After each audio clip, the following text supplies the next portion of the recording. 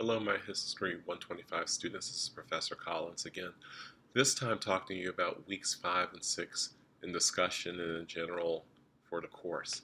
I want to talk to you specifically about how we've reached a part of the course where we're dealing with the period right after 1700, 1750 CE, beginning of the Industrial Revolution, the beginning of what we now understand as industrial capitalism, the beginning of the modern world as we know it, with systems of international commerce and trade, with the use of technologies to facilitate such trade, with the mass production of materials writ large, and mechanization processes in order to mass produce materials. It's not that materials weren't mass produced before the Industrial Revolution. India was the largest producer of cotton through about 1700 or so, maybe as late as the late 1700s even. China mass-produced paper 1,000 years before Europe was mass-producing paper itself. China was making paper in massive quantities by the end of the 10th century. In fact, that's where paper comes from, China, which is one of the questions on your multiple choice exam, as a matter of fact. India and China produced fairly large quantities of steel and iron, respectively. In fact, China was the largest producer of cast iron until the 19th century, and not just a little bit of it. India and China both reinforced buildings with what we now would call sort of a rudimentary form of rebar, using iron ingots, putting iron inside their equivalent of concrete to hold buildings together. They just weren't making precise blocks like the Mayans were, right? They were able to do that as much as 1,000 years before we started doing it in the modern era to build the first of what we would now call high-rise buildings, but back then would have been skyscrapers, 16-story buildings, right? So what's different is that in Europe, with the mechanization of processes, with the steam engine, and creating other inventions to like the mechanical loom and threading machines and sewing machines and so on, it made the process of making cloth faster. It made the process of using energy through water wheels and the steam engine, that process faster. And so you didn't just need simply human labor and animal labor to do all the work. That in fact, that combined with some machinery, you can make the work go faster. The biggest case in point for this, of course, is the paper that you are working on for week 5, which is the cotton gin. Now, the cotton gin, even though in and of itself was not an original invention, the fact that it used mechanical teeth and that itself was a mechanical process made the process of getting seeds, the difficulty of removing seeds from cotton, made it from almost an arduous, hard, difficult, time-consuming, intensive task to something that could be done rather easily.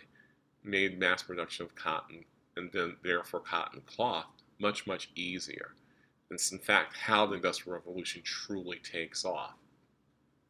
But in considering both the Industrial Revolution and its positive negative impacts on humans, both in Western Europe and the United States and around the globe, you have to consider the negative impact beyond just, is the technology itself bad? That's the problem we ran into the first 2 weeks of the course when we started talking about the advent of technologies and the creation of human civilizations.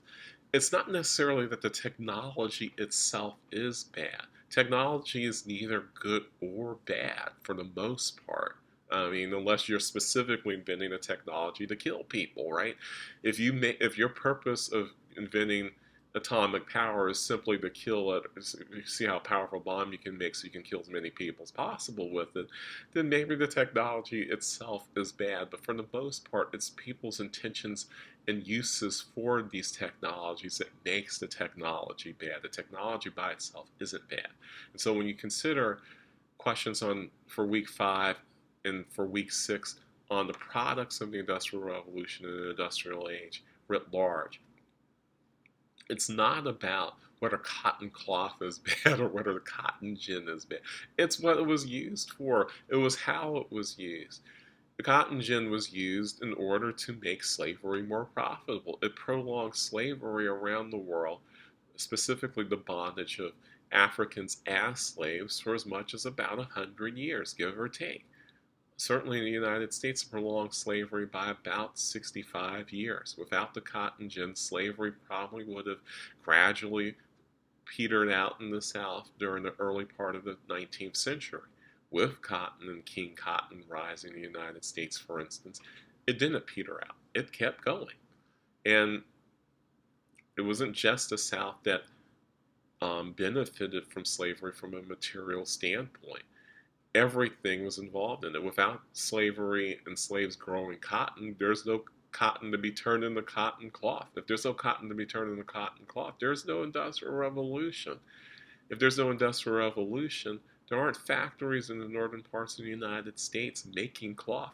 There are no people shipping that cloth and cotton products across oceans to Great Britain and Western Europe and other parts of the world to make money off of. There are no bankers, no merchants, no rich people investing in some part of the process of shipping cotton and cotton cloth and building factories to make cotton cloth and making machines that make it easier to mass produce cotton and turn it into cotton cloth, or building gins or buying slaves or any of that without cotton, without the cotton gin making it easier, of course, to turn cotton, raw cotton, into a product that people can wear, that millions of people could wear and could wear fairly cheaply. There's so many implications to this on the factory side, on the slavery side, and everything in between. There are implications for average people because until the 19th century, most people made their own clothes. Every family made their own clothes. You didn't just go to a store and buy a shirt. All right? That's something that we've been doing for about maybe 200 years tops. And even then, it's been mostly a product of the late 19th century, just as a for instance. So you're dealing with the railroad this week. And the technology around the railroad isn't necessarily good or bad. It's just the way it was used. How cheaply was it built? Did it have an impact on the environment? Did people get run over by railroad cars? Did it pose a danger to animals in the wild for the first time that humans had this technology, right? Those kinds of things. So when you consider it, you're not really considering, is this technology in and of itself a bad thing? It's whether the technology had a negative impact on people, on the environment, on on everything, right? On everything around it, as well as its positive implications, right? There are positive implications to railroad transportation. Being able to ride something at 30, 40, 50, 60 miles an hour in the mid-19th century versus riding a horse that's galloping and maybe accelerating about 35 miles an hour tops and only for short periods of time, right? So, there are pros and cons to that. So consider that for week 5. Week 6 really hits home around the issue of the uses of technology and the uses of innovation and ideas, and how those ideas can have negative consequences if they're in the wrong hands, right? Eugenics movement and the development of genetics and the understanding of biology. For some people, that leads to the discovery of things like DNA and the realization that, wow, humans are basically 99.9999% the same. There may be 30 to 40 genes out of 3.2 billion that basically make the difference between skin color, eye color, hair texture, how we age, whether or not we end up with Alzheimer's by the time we're 75 or 80 years old, whether we have denser muscles or less dense muscles.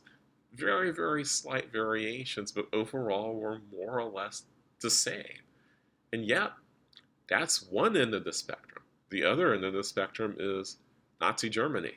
The other end of the spectrum are a whole group of scientists who try to prove something based on their biases ahead of time, that in fact, that Nordic peoples, Aryan peoples, WASP, white Anglo-Saxon Protestants, were the master race. That in fact that the human race wasn't one race as far as they were concerned, but a whole group of folks that varied on the scale from the ultimate human beings, practically the mutants of their time being white Anglo-Saxon Protestants or their Nordic equivalents, people from Scandinavia, people from Germany and France and the Low Countries and the Netherlands, Belgium and Luxembourg, people from the British Isles, not including Ireland, by the way, Scots, Englishmen, and Welsh. All those folks would be the master race. All other Caucasians, all other people of Indo-European descent would be considered second tier. So, Italians, Greeks, even though these people, were 2,000 years ago the founders of basically large-scale European civilizations, but they're second tier under the guidelines of social Darwinism and scientific racism, right? Along with Poles, Slavic peoples, meaning Russians and Slovaks and Czechs and Serbians and so on. All second tier. Spaniards are second tier. The Irish are second tier. Second tier group. South Asians would be second tier because they're technically Indo-European. There was a Supreme Court case in 1922 where a South Asian American brought a case to the Supreme Court to prove that they in fact were white because they were of Indo-European descent. And the Supreme Court in 1922, by majority opinion, which included Oliver Wendell Holmes, yes, that guy, said that though this South Asian person was in fact Indo-European and therefore Caucasian, that they could not be white because the strictures of the time said that only people who were white Anglo-Saxon Protestant or their equivalent could literally be white. So white hasn't always meant all people of European descent or all people of South Asian descent. It still doesn't mean people of South Asian descent, by the way. Just to give you some example of the use of science or pseudoscience like eugenics, which is in part based on the theory of evolution, on natural selection, and all the things that Darwin tried to develop in his theory back in the 19th century gets twisted into this sort of way of trying to test out what a conclusion that a group of people have already reached about humanity around the world.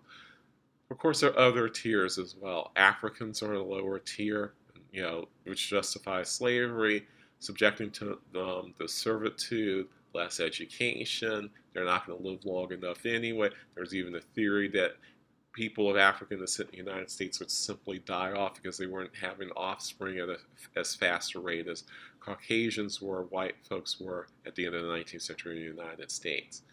Maybe it had something to do with Jim Crow segregation and lynching. I don't know. But, just throwing that out as an aside.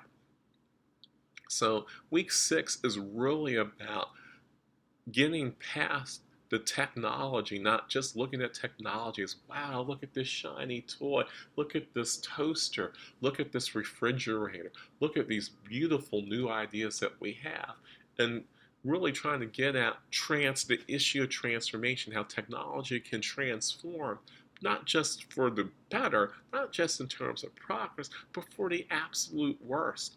You had a group of people in Germany who essentially said that based on social Darwinism and the survival of the fittest, and based on scientific racism, that they said that people of Jewish descent weren't fully human, and therefore did not deserve the rights that are commensurate with being a human being, including the right to survive and live. And that sick, twisted philosophy led to the Holocaust, led to the death of 5.9 million Jews across Europe, hauling them in cattle cars, all because of taking something about evolution and twisting it through the biases of racism and religious anti-Jewish religion beliefs and xenophobia, and twisting it in order to basically wipe out an entire group of people, what we now call genocide, by the way. So that's what you have to consider for week 6. That the fact that there are technologies, there are all these technologies out there. You invent this effective form of rat poison that can basically fumigate a building in a matter of an hour and kill off every rat, roach, and other vermin in your building so that you don't have to deal with vermin. It's great. Now let's use it to wipe out an entire group of people. So it's not not the technology. It's what you do with the technology. It's how you think about technology. It's the whole philosophy behind why you use a technology a certain way. Some people would make the same argument with the way the death penalty has been applied in the United States in the period between roughly 1976 up to about 2011, 2012, when the chemicals for essentially euthanizing human beings through sanctioned executions came to sort of screeching halt because there weren't any chemicals around to do it, right? Good technology, if you're trying to deal with quality of life issues for people with, say, end-stage cancer or who have these illnesses that are curable that cause lots and lots of pain, people who are basically nerve dead from the neck down type situations, people with Alzheimer's. There's a debate around euthanasia around that. So that's a little more modern example of what I'm talking about. The point is, in thinking about weeks 5 and 6, that every technology has good uses and bad uses. Every innovation, every idea that rises forth and really changes the way we think about our world can be used for good and for harm. And when it's used for harm, so oftentimes the people are doing it with good, even if they're twisted and sick and narcissistic and racist and xenophobic and Judeophobic or Islamophobic, if you want to go to the 21st century, kinds of intentions, right? We need to protect ourselves. We need to protect our world. We need to make sure that humanity is as good as it can be, right? Belief in the notion of progress and all of that. Except that through biases, through those isms, we exclude people. And in the process of excluding people, we discriminate against those people. In the process of discriminating against those people, some people reach the conclusion that we don't need those people at all. Maybe we should get rid of those people, right? Part of the reason why the U.S. is so motivated to use the atomic bomb wasn't to use it on Germany. Their intent was always to use it on Japan. Because as surveys showed as late as 1944 and early 1945, as many as 1 in 7 Americans wanted Japan wiped and the Japanese wiped from the face of the earth. It's that kind of thinking around evolution and a false sense of genetics that led to great harm in the late 19th and the first half of the 20th century. So those are the things to consider. Our final 2 weeks, which I'll talk about in I guess in a couple weeks now, will deal with the sort of a culmination of what we've learned over the previous 6 weeks, including this 2-week block, which is what technologies are indispensable, what technologies can help us now, what technologies can hurt us in the now.